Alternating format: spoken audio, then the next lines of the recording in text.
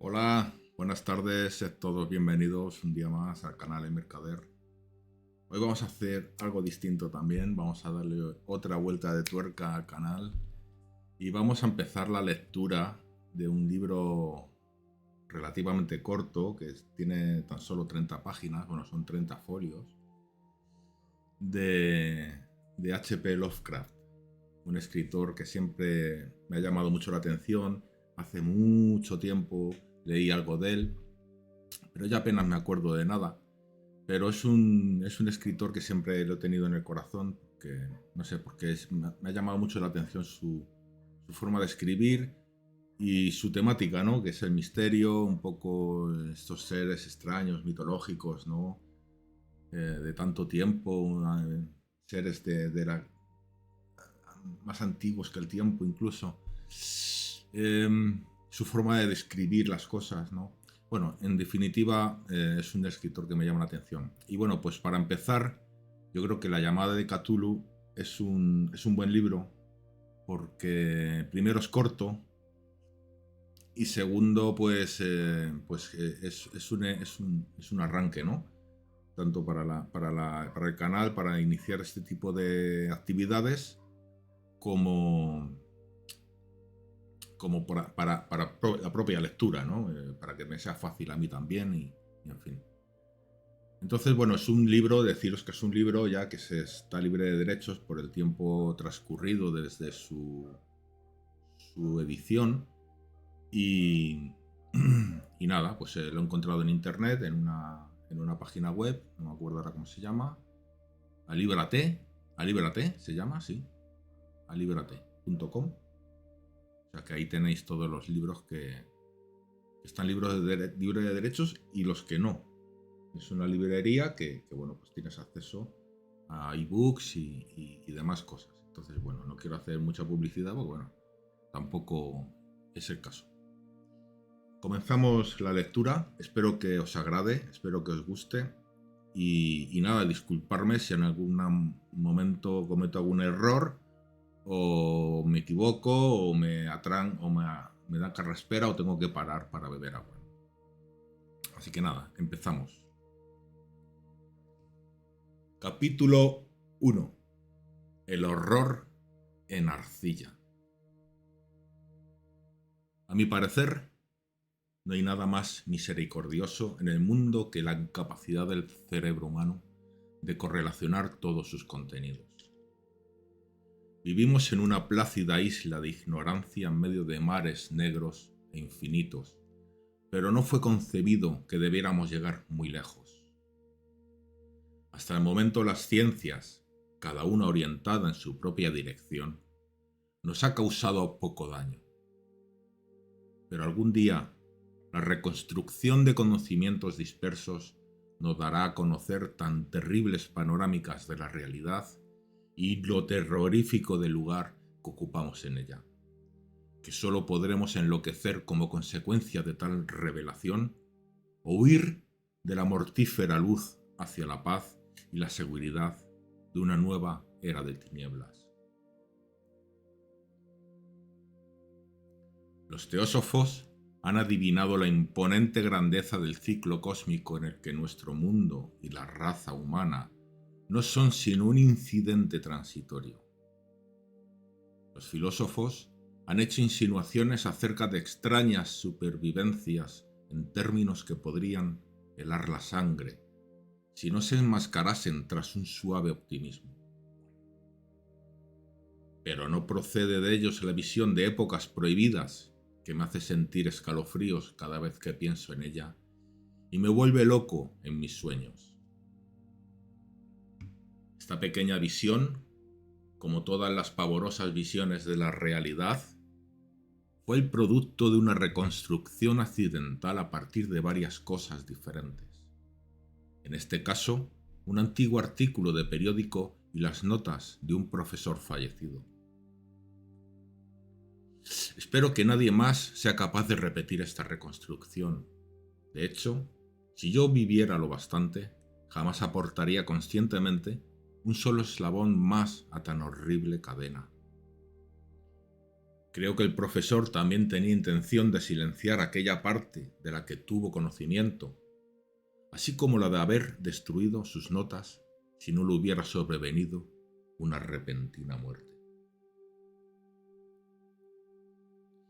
Mi conocimiento del asunto se remonta al invierno de 1926-27, momento en el que tuvo lugar la muerte de mi tío abuelo George Gamel Angel, profesor emérito de filología semítica de la Universidad de Brown, en Providence, Rhode Island.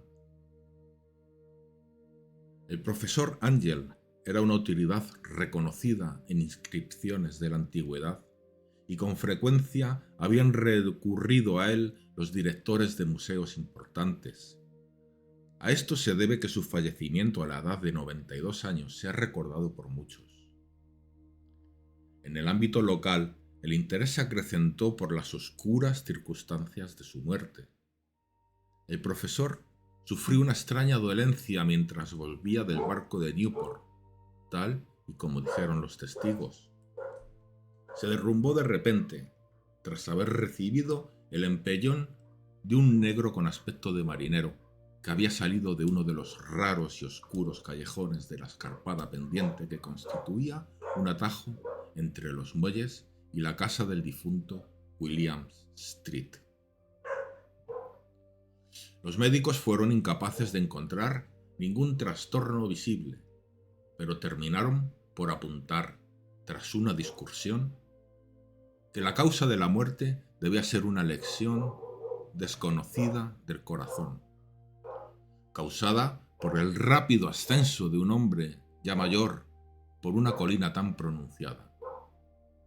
En aquel momento no vi razón alguna para disentir de ese dictamen, pero más tarde me vi inclinado a cuestionarlo, incluso más que a cuestionarlo.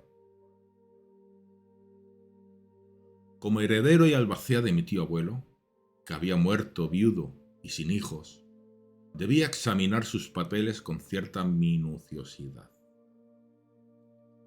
A tal fin, llevé todos sus archivos y cajas a mi alojamiento en Boston. La mayoría del material que correleccioné será publicado más adelante por la Sociedad Americana de Arqueología, pero había una caja que me resultó sumamente misteriosa y que me sentí reacio a enseñar a otros ojos que los míos. Estaba cerrada y no encontré la llave hasta que se me ocurrió buscar en el llavero que el profesor siempre llevaba en su bolsillo. Entonces pude abrirla, pero parece que fuera solamente para toparme con una barrera más fuerte e infranqueable. ¿Cuál podría ser el significado de aquel extraño bajorrelieve de arcilla y de los inconexos apuntes, notas y recortes que encontré? ¿Había comenzado mi tío a creer semejantes supercherías en los últimos años? Decidí emprender la búsqueda del excéntrico escultor responsable de aquel claro trastorno de la paz mental de un anciano. El bajorrelieve era una tosca pieza rectangular de algo más de 2 centímetros de grosor y con una superficie de unos 13 por 15. De origen evidentemente moderno. Por el contrario, su diseño distaba mucho de resultar moderno en lo que se refiere al tema y a lo sugerido por la obra, ya que, aunque los caprichos del cubismo y del futurismo son muchos y descabellados, no suelen servir para reproducir la enigmática regularidad que se esconde tras la escritura prehistórica y, ciertamente, el grueso de aquellos diseños parecía ser algún tipo de escritura. Sin embargo, y a pesar de estar muy familiarizado con los papeles y colecciones de mi tío, la memoria me fallaba al intentar identificar a qué tipo pertenecía, o incluso al intentar recordar alguna pista de la más remota afinidad de aquellas con otras escrituras. Sobre estos presuntos jeroglíficos se encontraba una figura con evidente propósito pictórico, aunque su ejecución impresionista impedía hacerse una idea clara de su naturaleza. Parecía tratarse de algún tipo de monstruo, un símbolo que lo representase, o alguna forma que solo una imaginación enfermiza podía llegar a concebir. No estaría traicionando al espíritu de aquella cosa si digo que mi imaginación, algo calenturienta de por sí, creería percibir en ella, de forma simultánea, las figuras de un pulpo, un dragón y una criatura de ser humano, una caricatura de ser humano. Una cabeza viscosa y cubierta de tentáculos destacaba sobre un cuerpo grotesco y escamoso, con unas alas rudimentarias. Pero era el perfil general de toda aquella lo que resultaba más espantoso. Detrás de la figura quedaba insinuado un ciclópeo trasfondo arquitectónico. Los escritos que acompañaban aquella rareza, dejando a un lado un montón de recortes de prensa, habían sido escritos desde hace poco de la mano del profesor Ángel, y no había pretensión literaria alguna en su estilo. Lo que parecía ser el documento principal se titulaba Culto de Cthulhu, en carácter trazados concienzudamente para evitar una lectura equivocada de una palabra tan inaudita. El manuscrito estaba dividido en dos secciones. Estaba titulado a la primera, 1925, Los sueños y trabajos sobre los sueños de H. A. Wilcox. Y el segundo, narración del inspector John Legres, de Nueva Orleans. Notas sobre los mismos y sobre el relato del profesor Webb. El resto de los papeles manuscritos eran notas breves, algunas de ellas acerca de extraños sueños de personas diversas y otras menciones de libros y revistas teosóficos, particularmente el Atlantis y el continente perdido de Lemuria de Will Scott Elliot.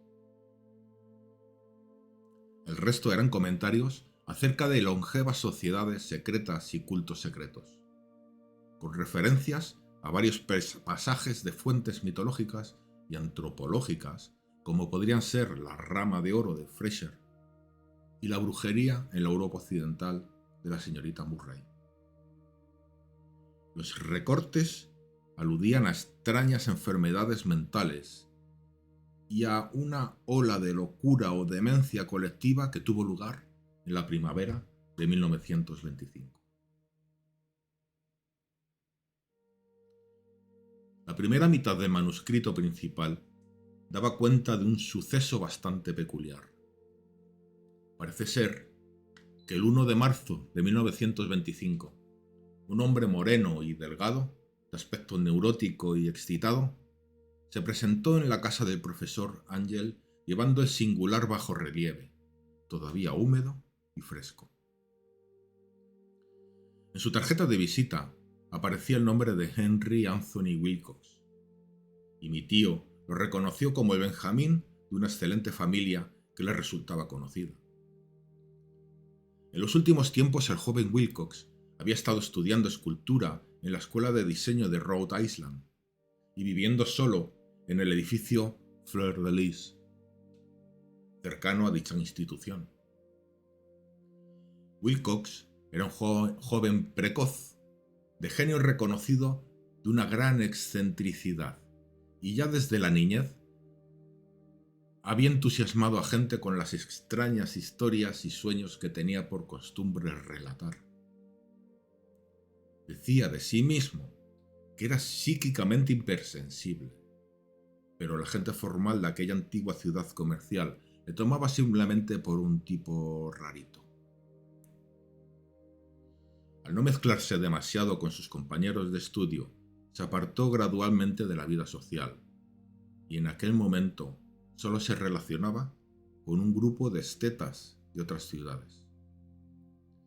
Incluso el Club de Arte de Providence, en su celo conservacionista, lo dejó por imposible. Con motivo de la visita, según se leía en el manuscrito del profesor, el escultor pidió bruscamente la ayuda de mi tío para que, dados sus conocimientos arqueológicos, identificara los jeroglíficos del bajorrelieve. Habló de una manera tan distraída y afectada y que indicaba tal presunción que anulaba cualquier simpatía que pudiera sentirse por él. Mi tío le contestó con cierta brusquedad, ya que la notable frescura de la tablilla implicaba parentesco con cualquier cosa excepto con la arqueología. La réplica del joven Wilcox, que impresionó a mi tío hasta el punto de recordarla y anotarla al pie de la letra, estuvo caracterizada por un matiz fantásticamente poético que debió marcar sin duda toda la conversación, y que tal, y como he podido comprobar más tarde, resultaba muy propio de él. Lo que dijo fue: «Claro que es nueva.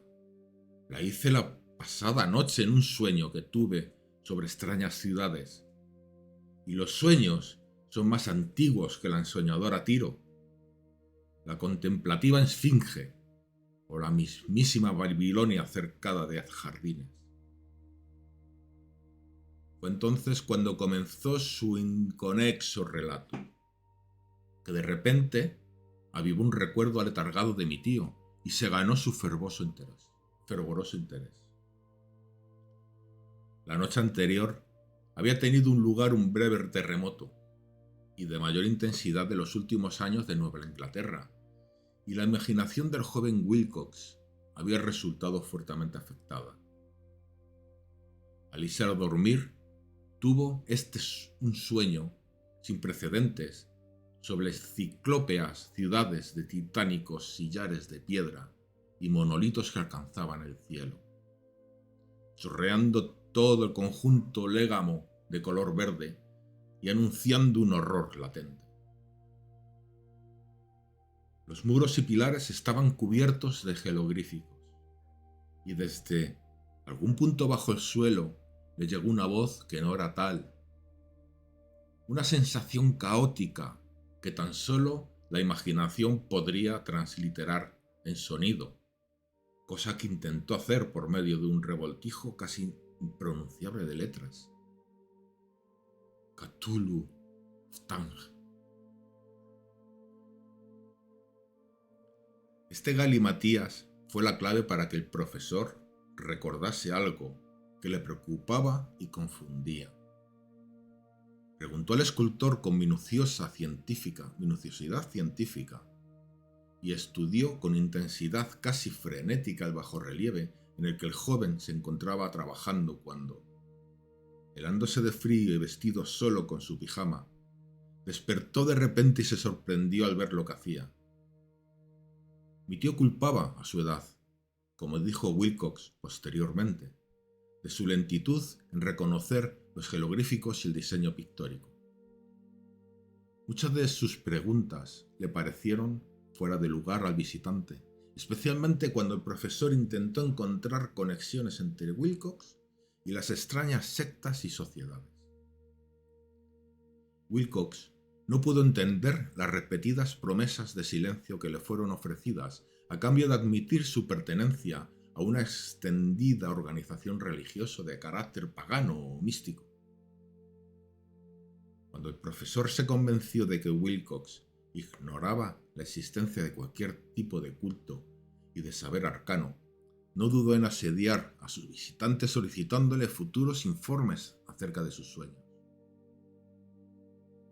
Esto dio su fruto de una forma continuada, ya que tras la primera entrevista del manuscrito hace constar las visitas diarias del joven en las que relataba sorprendentes fragmentos de imágenes oníricas cuyo principal contenido era siempre alguna terrible panorámica de carácter ciclópeo y de piedra oscura y chorreante, a la que acompañaba una voz o inteligencia subterránea que de forma monótona profería enigmáticos impactos sensoriales imposibles de transliterar, salvo en un galimatías. Los dos sonidos irrepetidos con más frecuencia mencionados en las cartas eran Cthulhu y Riley. El 23 de marzo, según apuntaba el manuscrito, Wilcox no apareció. Las pesquisas en su alojamiento revelaron que había sido asaltado por una especie inusual de fiebre y que había sido llevado a la casa de su familia en Waterman Street.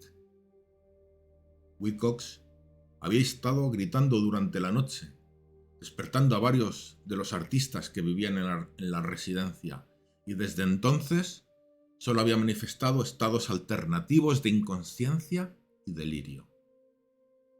Mi tío se apresuró a telefonear a la familia y desde ese momento en adelante prestó una gran atención al caso, llamando a menudo a la consulta del Dr. Tooby en Tyler Street, al enterarse de que era el médico de Wilcox. Al parecer, la febril mente del joven se explayaba sobre cosas extrañas, y a ratos el doctor se estremecía al oír hablar de ellas.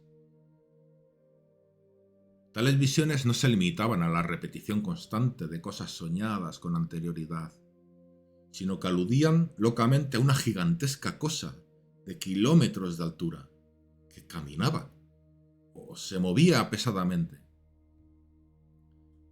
En ningún momento llegó a describir por completo aquel ser, pero algunas palabras frenéticas y ocasionales, repetidas por el Dr. Tooby, convencieron al profesor de que debía ser idéntico a la monstruosidad sin nombre que había tratado de representar en aquella figura esculpida en sueños.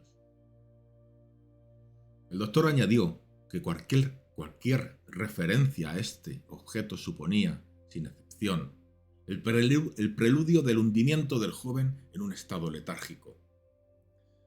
Extrañamente, su temperatura no estaba muy por encima de la normal, pero su condición, por lo demás, indicaba la presencia de una auténtica fiebre, y no de un trastorno mental.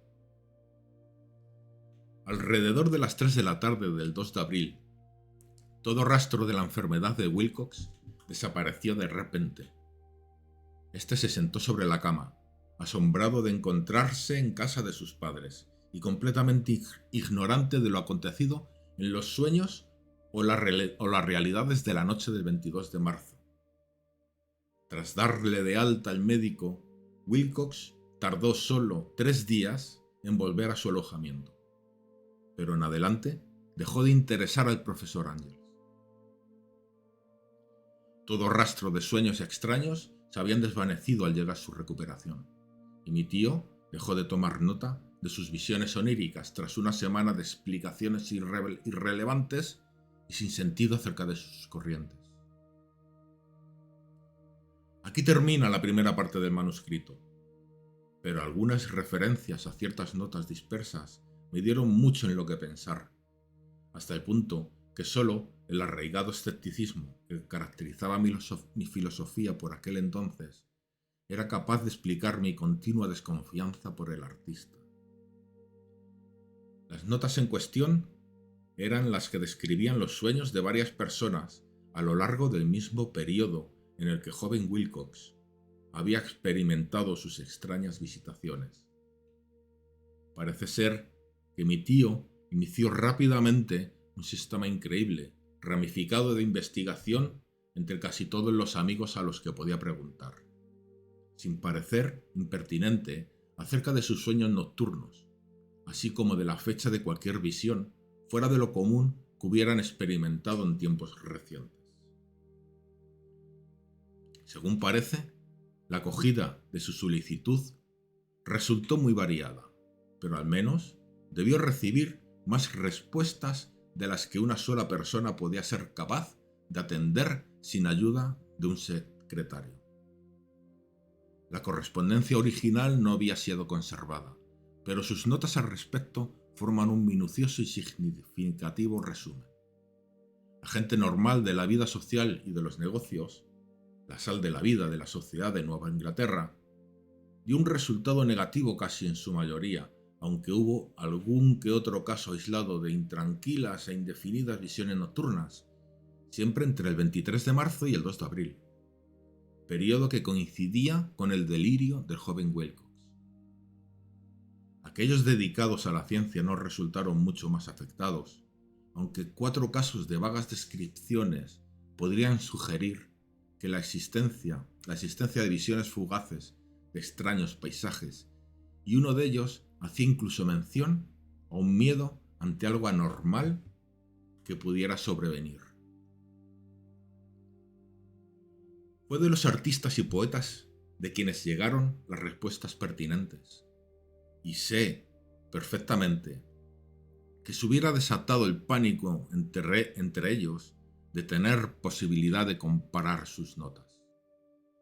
A la vista de aquello, y faltando las cartas originales, llegué a sospechar que el recopilador había formulado preguntas tendenciosas, o que había redactado la correspondencia de forma que quedase corroborado lo que él, de forma latente, estaba resuelto a confirmar.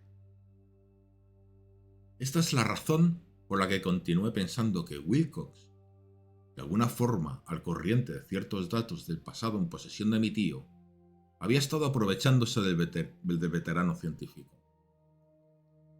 Las respuestas de aquellos estetas daban forma a una inquietante historia.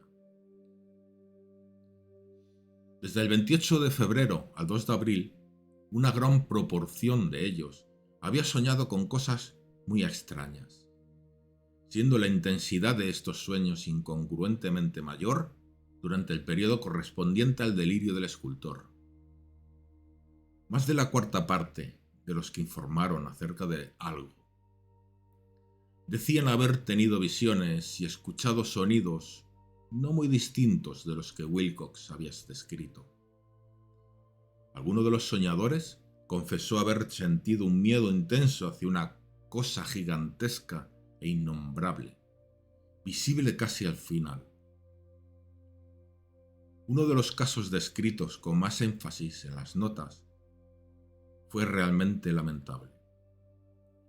El sujeto, un arquitecto de renombre con ciertas inclinaciones hacia la teosofía y el ocultismo, enloqueció violentamente el día del ataque de Wilcox y falleció unos meses más tarde tras gritar de manera incesante que le salvaran de un ser huido del mismísimo infierno. Si mi tío hubiera hecho referencia a estos casos por el nombre y los apellidos, y no mediante un número, yo mismo hubiera hecho un intento de corroborar todo mediante una investigación.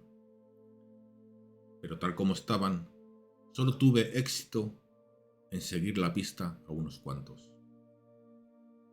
Sin embargo, estos confirmaron lo registrado en las notas. Con frecuencia me he preguntado si todos los sujetos encuestados por mi tío se sentirían tan confundidos como estos pocos. Es mejor que jamás reciban explicaciones alguna al respecto. Los recortes de prensa, como ya he dado a entender, aluden a casos de pánico, manía y excentricidad que tuvieron lugar durante el periodo en cuestión. Sin duda, el profesor Angel debió contratar los servicios de una agencia de recortes de prensa, ya que la cantidad de extractos era enorme. Y estos procedían de fuentes muy diversas, repartidas por todo el globo. Uno trataba acerca de un suicidio nocturno en Londres, donde una persona que dormía sola había saltado por la ventana tras proferir un grito espantoso. Había otro que consistía en una inconexa carta dirigida al director de un periódico sudamericano, en la que un fanático deducía un catastrófico futuro a partir de ciertas visiones que había tenido.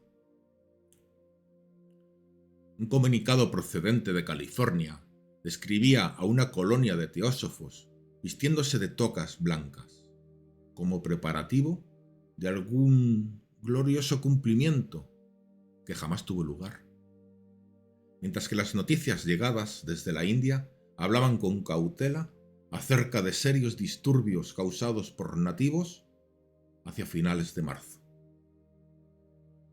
Los ritos orgiásticos del vudú se multiplicaban en Haití, y de los puestos avanzados africanos llegaban información acerca de rumores y malos augurios. Las autoridades americanas en Filipinas se encontraron con la agitación de varias tribus por esas fechas, y en Nueva York la policía era acosada por multitudes de tez aceitunada la noche del 22 al 23 de marzo. En la zona occidental de Irlanda también abundaban los descabellados rumores y leyendas, y el pintor de temas fantásticos, Ardoise Bonnot, colgaba su blasfemo paisaje onírico en el Salón de Primavera de París en 1926.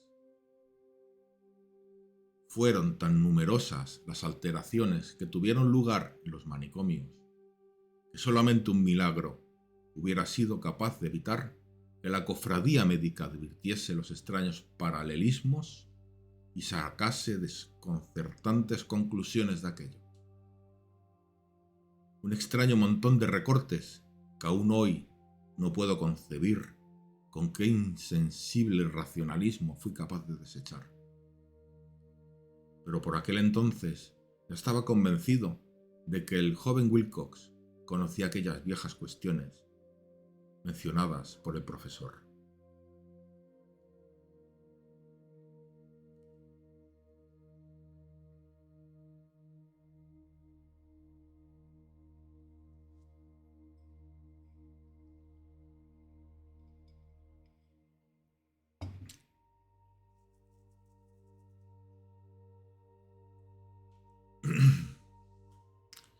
Capítulo 2. El relato del inspector Legres. Aquellos viejos asuntos que habían hecho que el sueño del escultor y su bajorrelieve resultaran tan trascendentes para mi tío constituían el tema principal de la segunda mitad de su largo manuscrito. Parece ser que el profesor Ángel había visto ya en una ocasión y estudiado sin obtener resultados el diabólico perfil de aquella monstruosidad sin nombre representada sobre aquellos desconocidos jeroglíficos, y que también había escuchado las terribles sílabas que solo pueden ser transliteradas como algo parecido a Cthulhu. Aquella vinculación era tan horrible e inquietante que no resultaba nada extraño que el profesor acuciase al joven Wilcox con sus preguntas y solicitudes de información. Esta experiencia anterior tuvo lugar en 1908, hacía 17 años, cuando la Sociedad Americana de Arqueología celebraba su reunión anual en San Luis. El profesor Ángel, como corresponde a alguien de su mérito y autoridad, había desempeñado un papel importante en las deliberaciones y fue uno de los primeros en ser abordado por los diversos profanos que, aprovechando la celebración, acudieron para hacer preguntas y planear problemas en la confianza de que serían correctamente contestadas y resueltos. El cabecilla de aquellos profanos, que no tardó en ser el centro de atención de todos los congregados, era un hombre de mediana edad y aspecto corriente que había venido desde Nueva Orleans en busca de cierta información especial que le resultaba imposible obtener de ninguna manera de las fuentes locales. Su nombre era John Raymond Legres, inspector de policía de profesión. Trajo consigo el motivo de su visita, una grotesca, repulsiva y aparentemente antiquísima estatua de piedra, cuyo origen era incapaz de determinar. No cabe pensar que el inspector Legres tuviera el menor interés por la arqueología, ya que, por el contrario, su deseo de ser ilustrado al respecto estaba instado por motivos puramente profesionales. La estatuilla, ídolo, fetiche o lo que quiera que aquello fuera, había sido requisada hacía unos meses en los bosques pantanosos al sur de Nueva Orleans, en el curso de una redada contra los asistentes de una supuesta celebración vudú. Tan extraños y horribles eran los ritos practicados en la misma, que la policía no pudo sino darse cuenta de que había dado con una oscura secta totalmente desconocida para ellos, e infinitamente más diabólica que el más siniestro de los círculos africanos de la religión vudú. Acerca de su origen no pudo descubrirse absolutamente nada, salvo por ciertas historias erráticas e increíbles que se logró sacar por la fuerza a algunos de los detenidos. A esto último se debe el ansia de la policía por encontrar cualquier dato acerca de las antiguas tradiciones que pueda ayudarles a reconocer el horrible símbolo, para poder seguir la pista del culto hasta su mismo origen. El inspector Legres no estaba preparado para la excitación que suscitó su testimonio.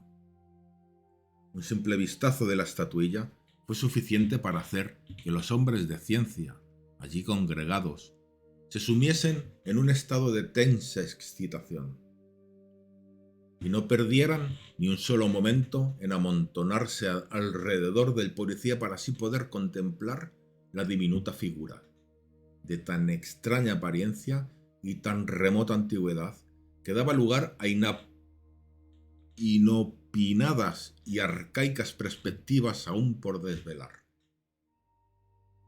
Ninguna escuela de arte conocida había alentado la creación de este terrible objeto, pero cientos e incluso miles de años parecían estar marcados sobre su oscura y verdosa superficie de piedra, cuya identificación resultaba imposible.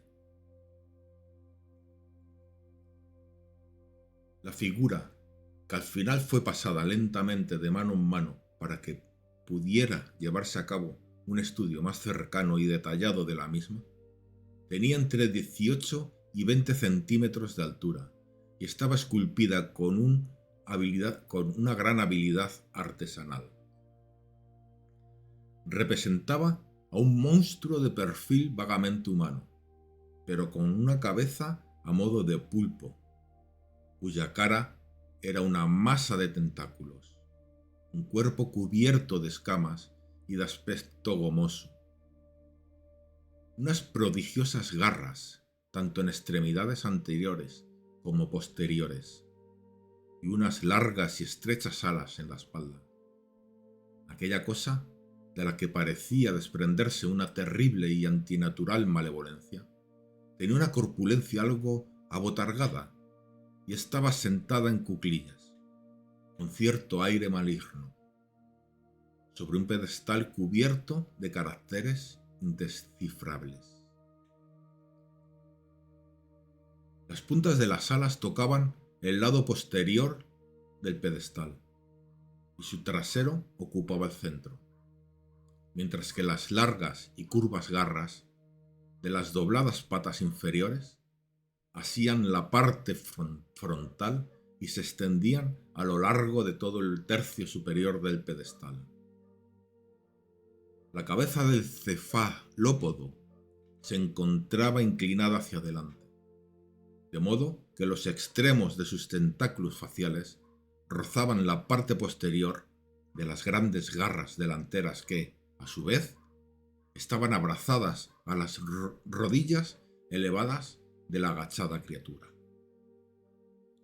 El aspecto del conjunto resultaba normalmente vivido e incluso sutilmente terrible, ya que su origen era del todo desconocido. Su enorme, pasmosa e incalculable antigüedad resultaba indiscutible, y a pesar de ello, no daba muestras de una sola relación con cualquier forma artística conocida de carácter primitivo. De hecho, tampoco guardaba relación con ninguna otra época. Totalmente al margen, el propio material con el que estaba construida resultaba un misterio,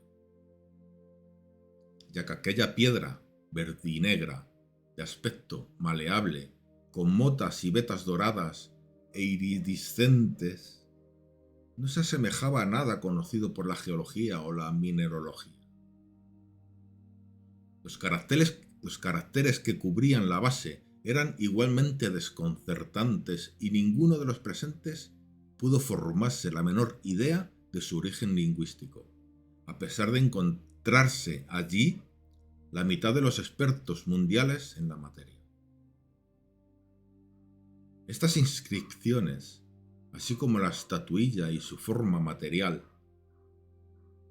formaban parte de algo horriblemente remoto y ajeno a la humanidad tal y como la conocemos.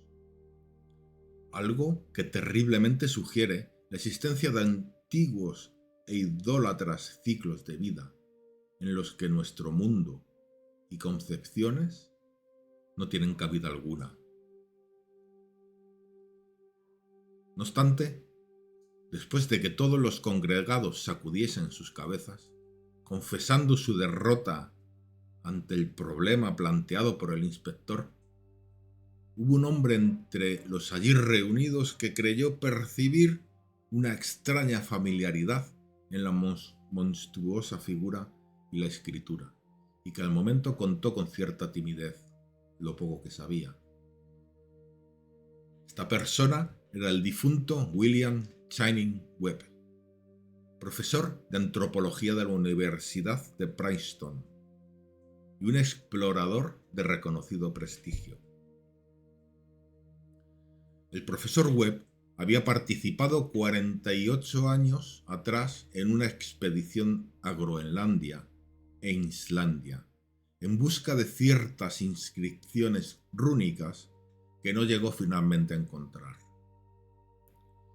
Mientras remontaban la costa occidental de Groenlandia, se encontraron con una extraña tribu o culto de esquimales degenerados, cuya religión, una curiosa forma de adoración al diablo, le hizo sentir escalofríos, dado lo deliberadamente sanguinario y repulsivo de sus ritos.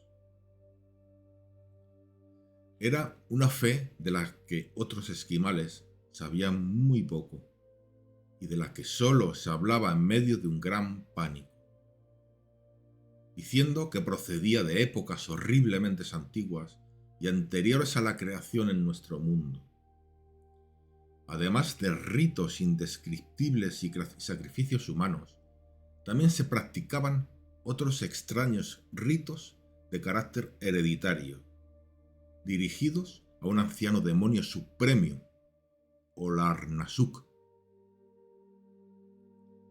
El profesor Webb tomó una cuidadosa transcripción fonética de aquellos ritos de labios de un anciano Angekok, o hechicero sacerdote, expresando los sonidos lo mejor que pudo en caracteres latinos.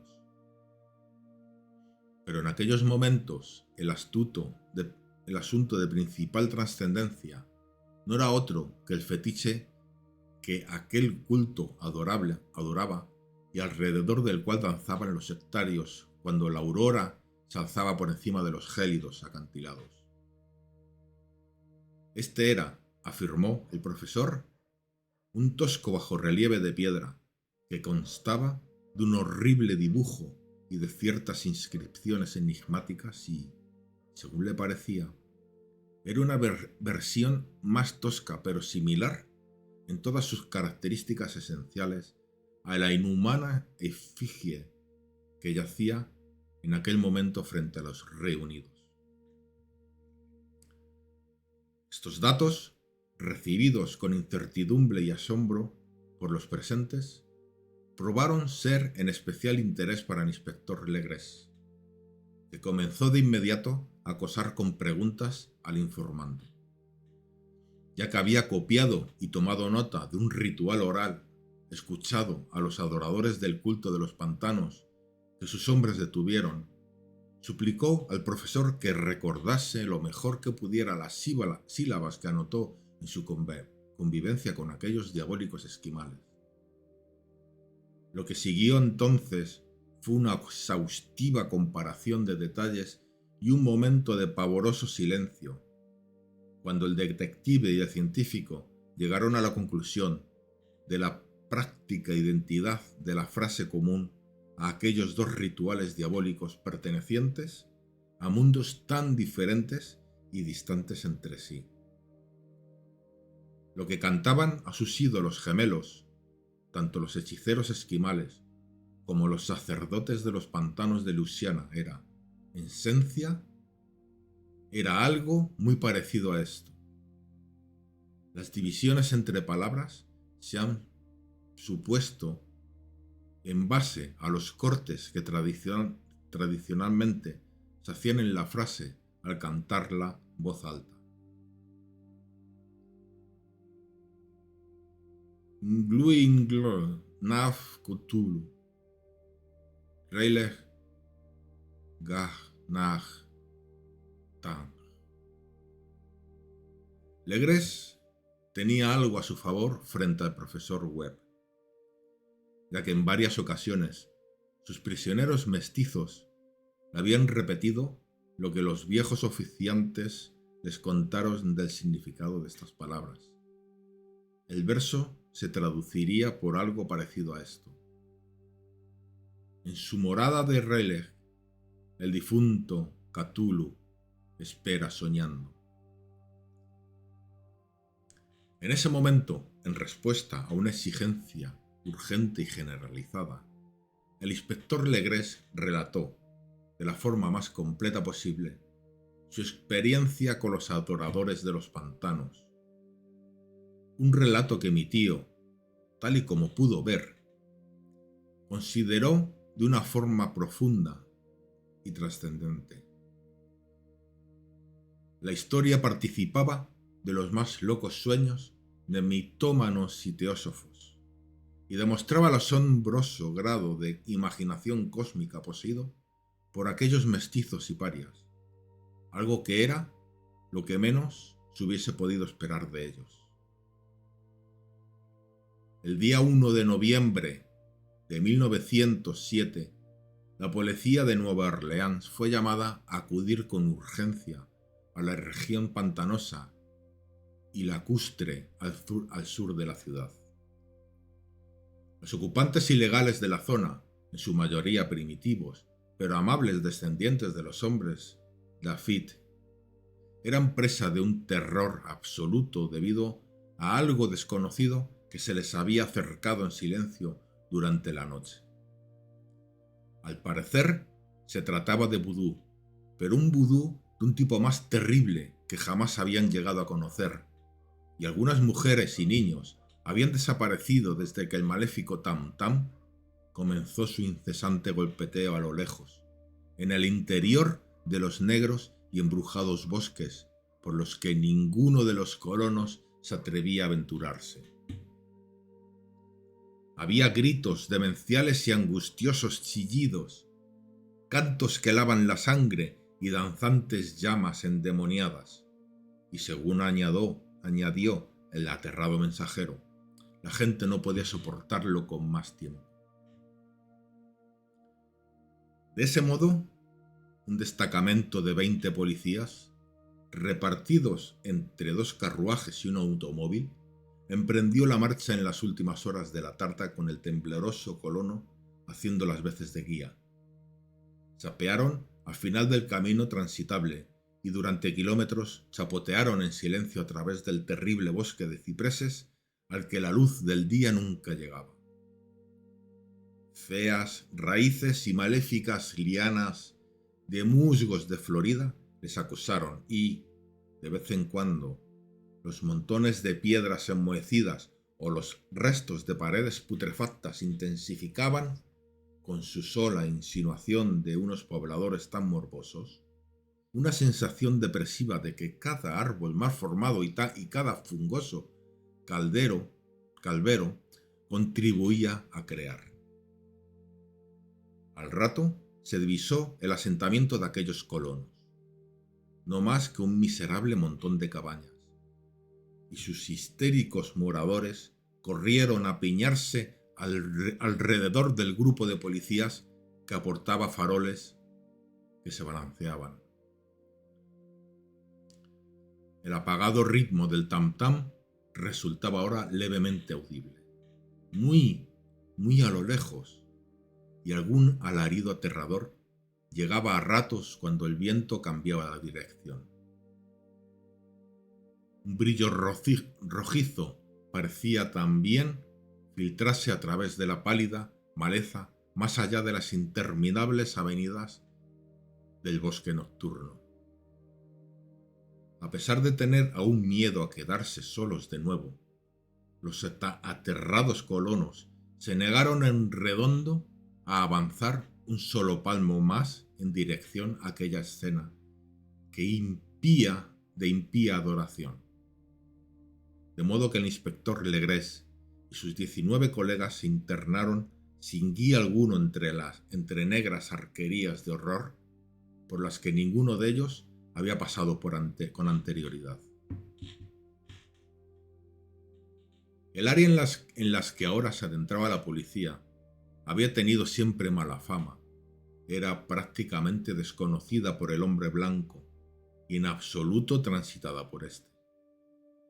Había leyendas que apuntaban a un lago oculto jamás visto por los ojos mortales, en el que habitaba un enorme y amorfo pólipo blanco de ojos luminiscentes.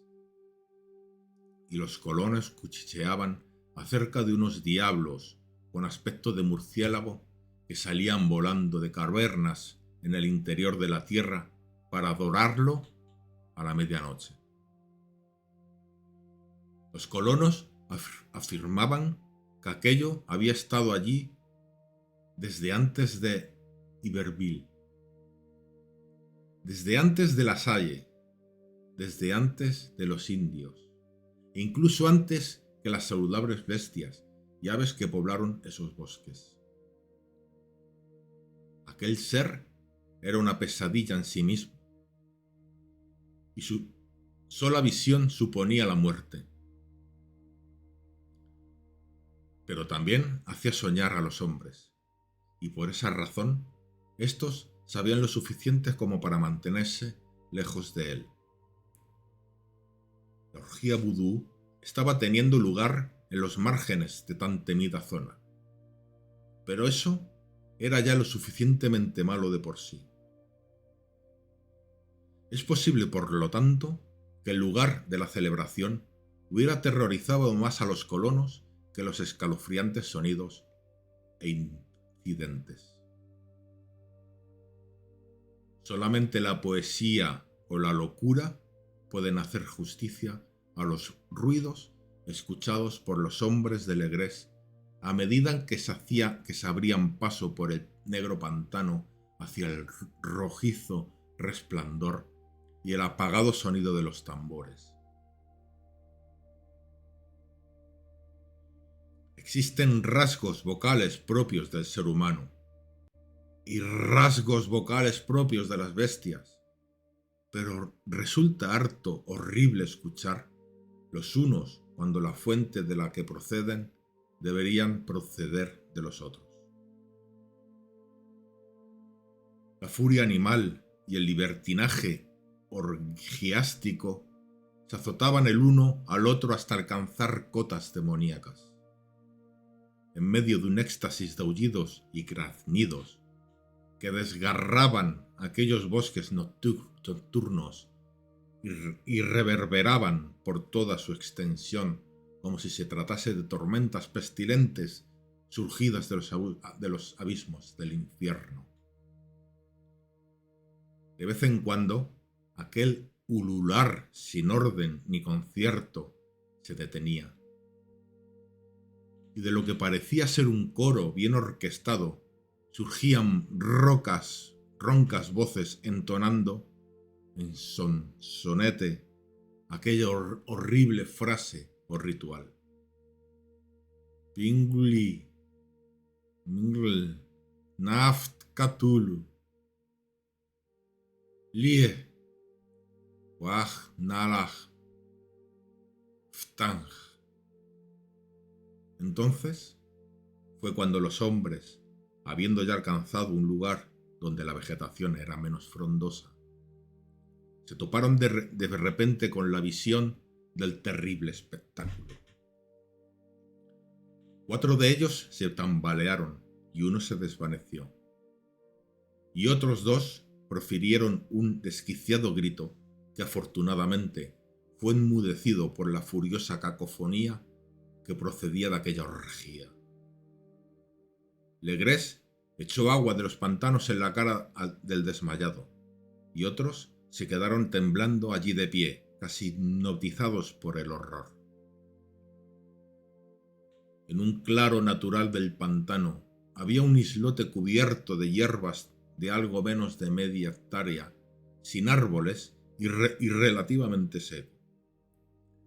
Allí saltaba y se retorcía una indescriptible horda de monstruosidad humana que nadie salvó, Sime o Angarola hubiera sido capaz de retratar. Sin ropa alguna encima, aquellos engendros mestizos rugían, vociferaban y se contorsionaban en torno a una gigantesca hoguera circular en cuyo centro, visiblemente a través de ocasionales aberturas en la cortina de llamas, se alzaba un imponente monolito de granito de unos 2,5 metros de altura, sobre el cual, de manera incongruente, daba su extrema pequeñez, descansaba la horrenda estatuilla, formando un amplio círculo de 10 cadalsos dispuestos a intervalos regulares, con el monolito rodeado de llamas en su centro. Colgaban boca abajo los cuerpos atrozmente mutilados de los indefensos colonos que habían desaparecido. Era dentro de aquel círculo donde el corro de adoradores saltaba y rugía, desplazándose de la forma general de izquierda a derecha en una interminable bacanal entre el círculo de cuerpos y el de llamas. Puede que fuera solamente la imaginación, o puede que fueran los ecos del lugar los que indujeron a uno de los policías, un hispano un tanto exaltado, a figurarse que había oído respuestas antifonales al ritual procedentes de algún lugar lejano y sin luz en lo más profundo de aquel bosque de ancestrales leyendas y horrores. Más tarde tuve ocasión de encontrarme de nuevo con este hombre, Joseph de Galvez se llamaba, que demostró ser molestamente imaginativo. Llegó hasta el punto de insinuar la existencia de un batir de alas apenas perceptible y de haber vislumbrado unos ojos brillantes y una gigantesca masa blanca más allá de los árboles lejanos. Pero creo que lo que sucedía realmente es que habían escuchado demasiada superstición local. La horrible pausa que se tomaron los hombres de Egrés tras presenciar semejante aberración fue relativamente breve. El deber era lo primero, y aunque debía haber más de un centenar de mestizos celebrantes en aquella multitud, los policías confiaron en sus armas de fuego y se lanzaron resueltos hacia una nauseabunda batalla. Durante unos 5 minutos, el caos y el estruendo resultantes fueron más allá de toda descripción. Se libró una auténtica batalla campal y se abrió fuego, si bien muchos de los idólatras se dieron a la fuga. pero al final el inspector Legrés pudo contar hasta 47 detenidos de hosco semblante, a los que obligó a vestirse a toda prisa y formar entre dos filas de policías. 5 de los adoradores yacían muertos, y 2 más, que habían resultado heridos de gravedad, fueron acarreados por sus compañeros sobre improvisadas camillas. Por supuesto, la efigie que yacía sobre el monolito fue cuidadosamente retirada y transportada por el propio Legrés. Tras un viaje de extrema tensión y agotamiento, los detenidos fueron interrogados en la jefatura de policía, resultando ser todos hombres de muy baja extracción social, de sangre mestiza y enajenados mentales. La mayoría eran marinos, unos cuantos negros y mulatos, casi todos de las Indias occidentales o portugueses de Brava, de las islas portuguesas de Cabo Verde. Aportaban una nota de colorido vudú al heterogéneo culto, pero bastante antes de que se hubieran realizado muchos interrogatorios, ya se había puesto de manifiesto que en todo aquello había algo mucho más profundo y antiguo que el simple fetichismo negro. Degradados y ignorantes como eran, aquellas criaturas se aferraban con sorprendente firmeza a la idea central de su repugnante fe. Tal y como dijeron, adoraban a los primigenios que existen desde mucho antes que los hombres, y que vinieron a este joven mundo desde los cielos. Los primigenios abandonaron la superficie del planeta, desapareciendo en el interior de la tierra o bajo las aguas del mar. Pero sus cuerpos sin vidas le contaron en sueños sus secretos a los primeros hombres, que formaron un culto que jamás ha desaparecido. Este era tal culto, y los prisioneros afirmaban que siempre había existido y que continuaría haciéndolo, oculto en lejanas tierras baldías y lugares lúgubres a lo largo y ancho del mundo, hasta el momento en el que sumo sacerdote Cthulhu se alzase desde su lóbrega casa en la invulnerable ciudad de Lie, bajo las aguas, y volviéndose a poner en la tierra bajo su dominio. Algún día les convocaría a todos, cuando las estrellas estuvieran en posición. El culto secreto estaría por siempre hasta que esto sucediera y poder liberarlo. Entretanto, nada más debía decirse. Había algún secreto que incluso la tortura sería incapaz de extraer. La humanidad no era la única vida consciente del planeta, ya que de las tinieblas salían figuras para visitar a los pocos feligreses. No se trataba de primigenios, a los que ningún hombre había visto jamás. El ídolo esculpido era una representación del gran Cthulhu, pero nadie sabía decir si los demás primigenios eran o no parecidos a él. Nadie era ya capaz de leer las antiguas inscripciones, pero los mensajes eran transmitidos de viva voz. El cántico ritual no era el ya mencionado secreto, ya que este último nunca era pronunciado en voz alta, sino susurrado. El cántico solo significaba esto: en su morada de Lie, el difunto Cthulhu espera soñando. Solo se consideró a 2 de los detenidos lo bastante cuerdos como para ser colgados, y el resto fue internado en diversas instituciones. Todos negaron haber participado en los asesinatos rituales, afirmando que las muertes habían sido producidas por los seres de alas negras, que se habían dirigido hacia ellos desde su inmemorial templo en el interior del bosque embrujado. No pudo obtenerse ninguna información coherente acerca de estos misteriosos aliados, Casi todo lo que la policía pudo averiguar provino principalmente de un anciano mestizo llamado Castro, que decía haber viajado hasta extraños puertos y haber hablado con los líderes inmortales del culto en las montañas de China.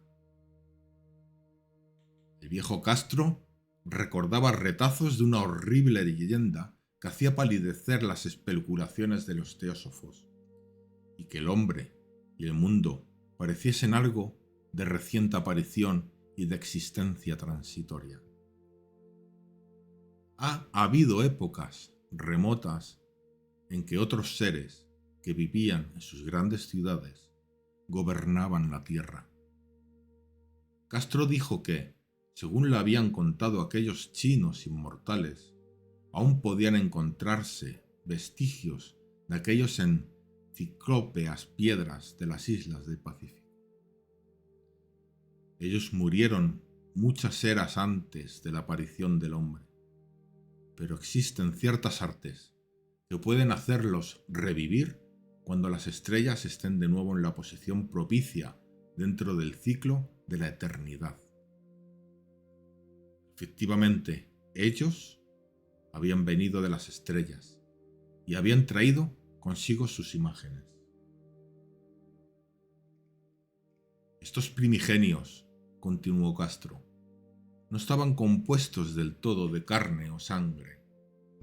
Tenían forma, cosa que quedaba demostrada en aquella efigie esculpida en las estrellas. Pero esa forma no estaba hecha de materia. Siempre que las estrellas estuvieran en posición, podían saltar de un mundo a otro a través de los cielos. Mas cuando las estrellas no eran propicias, ellos no podían vivir. Pero aunque no pudieran vivir, tampoco morirían realmente.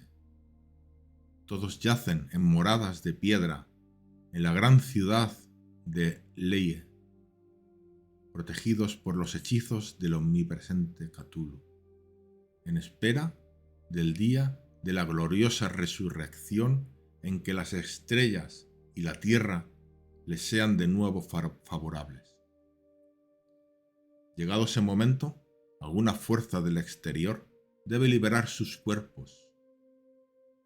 Los hechizos empleados para preservarlos les impedían intentar todo movimiento inicial, por lo que no podían hacer otra cosa que yacer despiertos en la oscuridad y pensar mientras transcurrían millones y millones de años.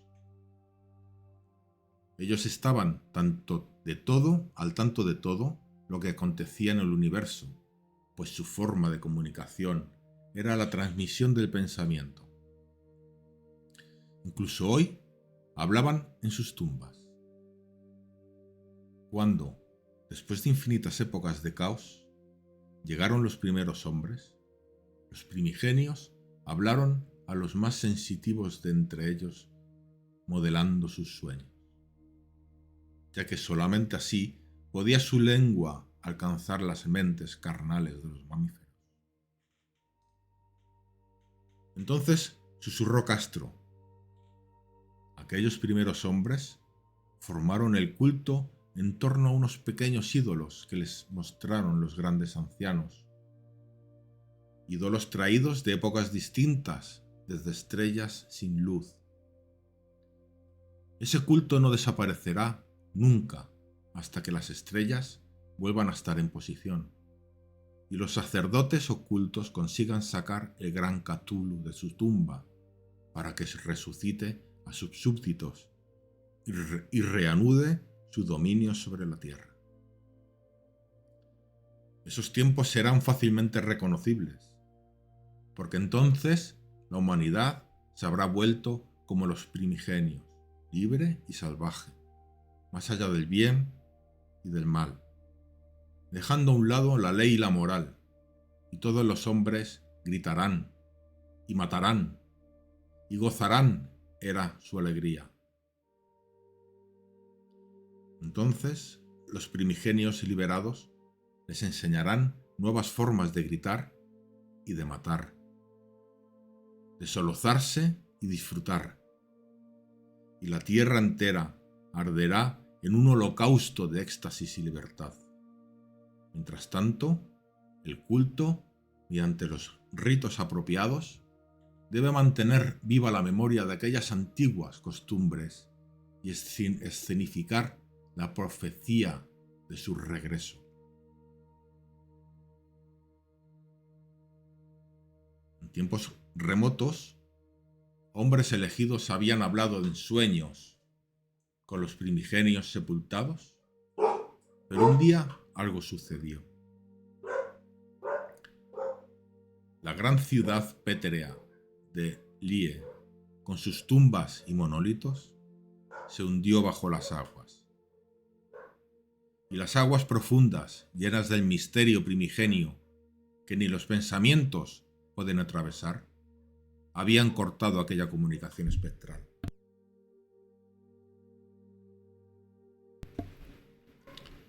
Pero el recuerdo nunca moriría, y los sumos sacerdotes afirman que la ciudad se alzará de nuevo cuando las estrellas estén en posición.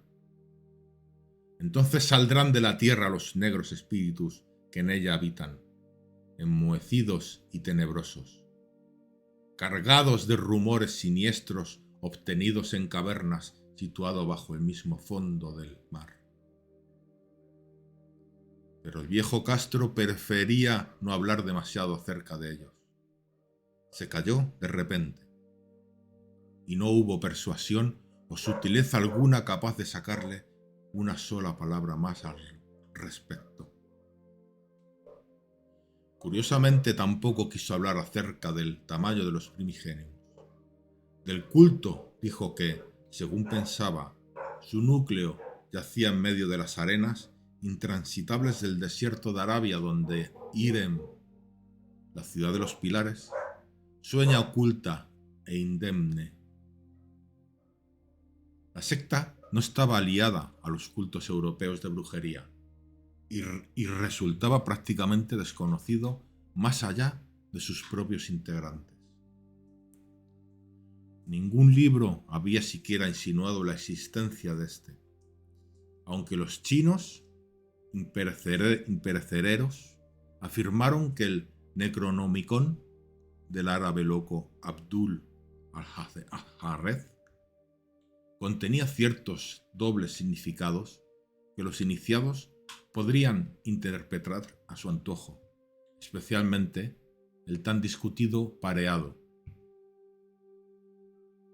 que no está muerto lo que puede yacer eternamente, y con los sebos extraños aún la muerte puede morir. Legres, profundamente impresionado y no menos perplejo, había intentado informarse en vano acerca de las afiliaciones históricas del culto. Aparentemente, Castro había dicho la verdad cuando afirmó que este era completamente secreto. Las autoridades de la Universidad de Tulane no pudieron arrojar luz alguna acerca de la estatuilla o la secta, y, en aquel preciso momento, el inspector había llegado hasta las máximas autoridades del país para encontrarse únicamente con el relato de Groenlandia que había contado el profesor Webb. El interés febril que el relato de Legres despertó durante la reunión, corroborado por la propia estatuilla, quedó reflejado en la correspondencia subsiguiente de los asistentes. Aunque los comentarios que aparecieron en las publicaciones oficiales de la sociedad fueron más bien escasos. La precaución es la principal inquietud en aquellos acostumbrados a enfrentarse en ocasiones con charlatanes e impostores. Legres prestó la estatuilla durante algún tiempo al profesor Webb, pero le fue devuelta al fallecer este último y permanece hoy en su poder, tal y como he podido comprobar no hace mucho. Es un objeto únicamente terrible e inequívocamente parecido al que el joven Wilcox esculpiera en sueños.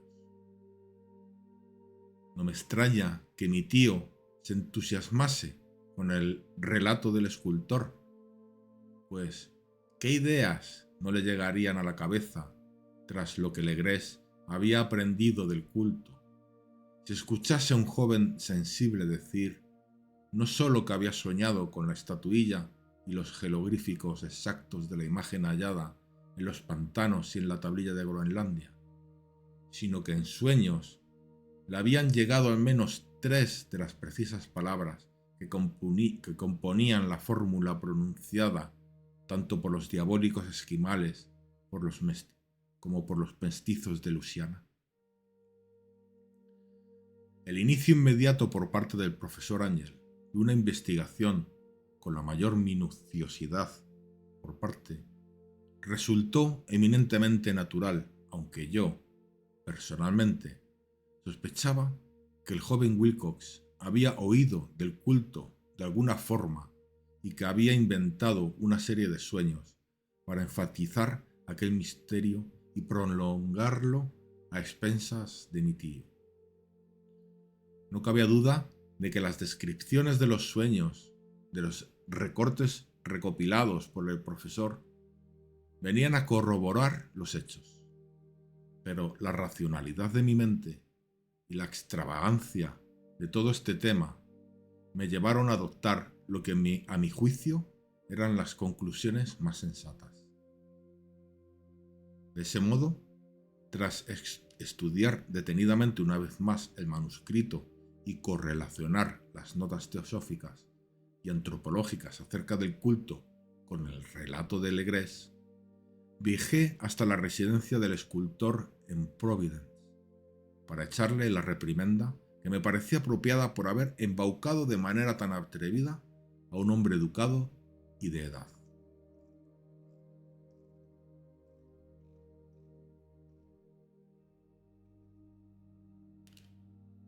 Wilcox aún vivía en soledad en el edificio Fleur de Lis de Thomas Street, una horrible imitación victoriana de la arquitectura bretona del siglo XVII, que ostentaba una fachada de estuco entre preciosas casas coloniales que ocupaban la antigua colina, a la sombra de la más hermosa torre georgiana de toda América.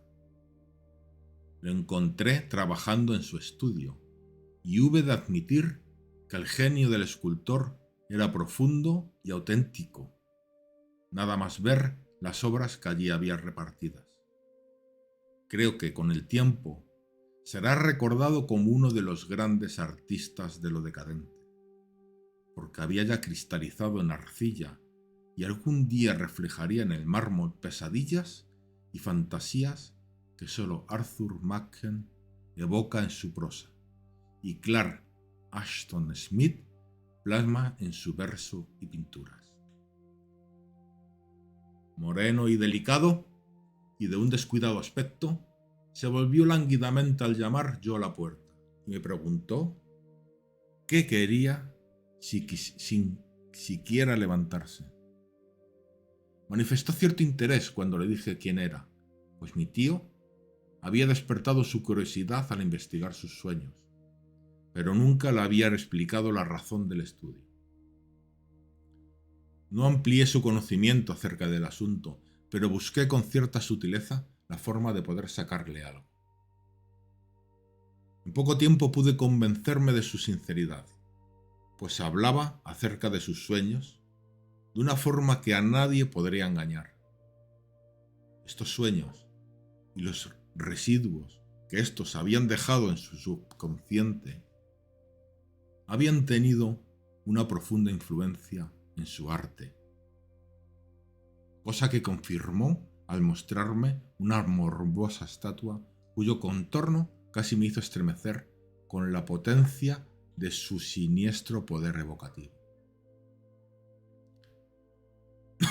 Wilcox no pudo recordar haber visto el original de esa figura, salvo en su propio bajorrelieve. Pero el perfil lo habían moldeado inconscientemente sus propias manos. Se trataba sin duda de la gigantesca figura sobre la que había desvariado en su delirio. También quedó claro, sin mediar mucho tiempo, que realmente no sabía nada de un culto secreto, salvo por lo que se hubiera dejado caer en sus charlas con mi tío. Una vez más, me esforcé en imaginar cómo habría podido éste llegar a experimentar tan extrañas sensaciones. Hablaba de sus sueños de una forma extraña y poética. Haciéndome ver con terrible intensidad la húmeda ciudad ciclópea de piedras verdosas y cubierta de fango cuya geometría, comentó curiosamente, era completamente errónea, y consiguiendo que pudiese escuchar con pavorosa expectación la incesante y cuasi mental llamada de las profundidades Cthulhu Tank, Cthulhu Tank. Estas palabras formaban parte de aquel terrible ritual que hablaba de la vigilia onírica del difunto Cthulhu bajo su bóveda pétrea de Lie. Y me sentí profundamente estremecido a pesar de mis creencias racionales. Estoy seguro de que Wilcox había oído hablar del culto de alguna manera, pero lo había olvidado en medio del montón de sus no menos extrañas lecturas e imaginaciones. Más tarde, y en virtud de su predisposición a impresionarse, había hallado una expresión subconsciente de aquello en sus propios sueños, en el bajorrelieve, y en la terrible estatua que tenía entonces entre mis manos. El engaño al que había sido sometido a mi tío era, por lo tanto, uno inocente e involuntario. El joven tenía un carácter algo amanerado y antipático a la vez, por el que no podría sentir simpatía, pero me vi obligado a reconocer tanto su genio como su honestidad. Me despedí de él amistosamente, deseándole todo el éxito que su genio prometía. El asunto de la secta aún continuaba fascinándome, hasta el punto de imaginar que alcanzaría la fama personal por mis investigaciones acerca de su origen y conexiones. Visité a Legres en Nueva Orleans y charlé tanto con él como con otras personas acerca de aquella vieja redada. Vi la terrorífica efigie e incluso hice preguntas a aquellos prisioneros mestizos que aún seguían con vida. Pues desgracia, el viejo Castro llevaba muerto varios años. Aunque no se tratase más que de una confirmación detallada de lo que mi tío había escrito en sus notas, lo que entonces comprobé personalmente de manera tan gráfica, consiguió estimularme de nuevo, ya que estaba seguro de andar tras la pista de una religión auténtica, antiquísima y absolutamente secreta, cuyo descubrimiento haría de mí un antropólogo de renombre. Mi actitud, como desearía que continuara siendo, aún era por aquel entonces de un absoluto materialismo. De modo que descarté con una perversidad inexplicable las coincidencias existentes entre las notas relativas a sueños y los extraños recortes recopilados por el profesor Angel. Algo que empecé a sospechar y que me temo ahora sé a ciencia cierta es que la muerte de mi tío distó muchísimo de ser natural. Este se derrumbó en un angosto y empinado callejón que ascendía desde unos viejos muelles infestados de mestizos extranjeros, tras un descuidado empellón propinado por un marino negro. No puedo olvidar la sangre mezclada y la querencia marinera de los sectarios de Luisiana. Y no me sorprendería enteramente en algún momento de la existencia de ciertos métodos secretos de asesinato tan antiguos como los ritos y creencias esotéricos.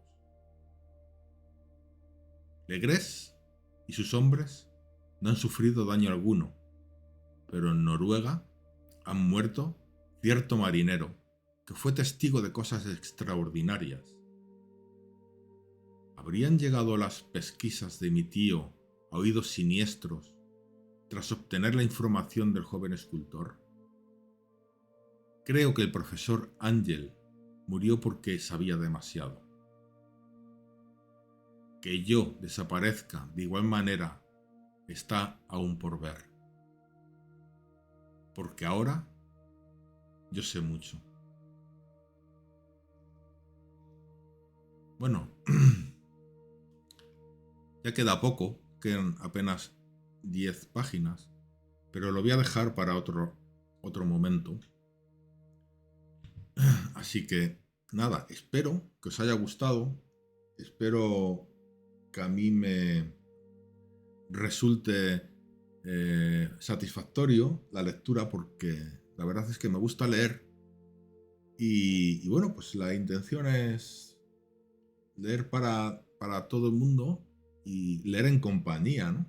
De vez en cuando, pues yo creo que iré leyendo novelas cortas por lo pronto, como por ejemplo esta, o no sé, tengo vista también Alicia en el País de las Maravillas. Tengo algunas echadas el ojo que pueden ser interesantes para leer por aquí. Pues lo dicho, muchísimas gracias, un fuerte abrazo para todos y hasta pronto. Bye bye.